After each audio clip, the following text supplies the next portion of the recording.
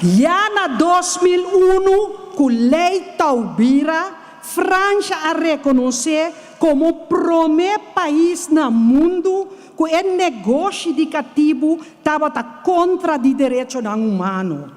Kiko Bosso Tawarda, para vir com iniciativa de lei holandês, que está reconhecer com atrocidade indescritível a cada comitê promete door de West-Indische Compagnie, uma companhia privada com aprovação de Holanda, de TMP, de Republiek der Zeven Verenigde Nederlanden, e voor 1815 também door de reino holandês e rei holandês, maneira nos conhece.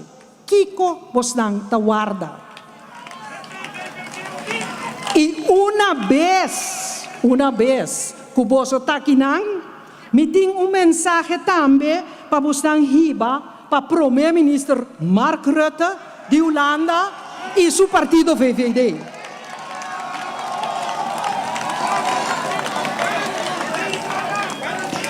Nós a compreender for de prensa que está bayendo Suriname para, entre outros, papia tocante de passado de esclavitud de Holanda.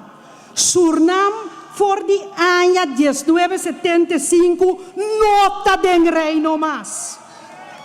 Nós cita ainda parte do reino. E não por tomar 2 dias extra para passar papia que nós também riba esclavitud e a consequência não que nós está viva. E petição aqui, nós está assim, maneira de bisa na holandês, vriendelijk doch dringend.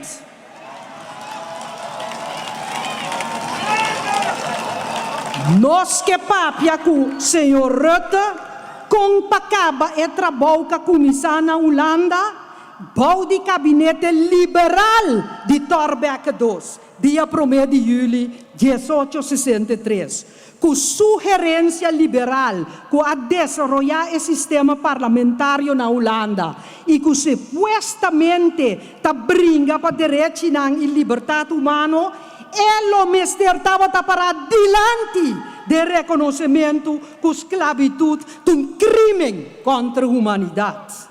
Para adiante, para pedir dispensa real, para o dolor e retraso não causado no desenvolvimento de dia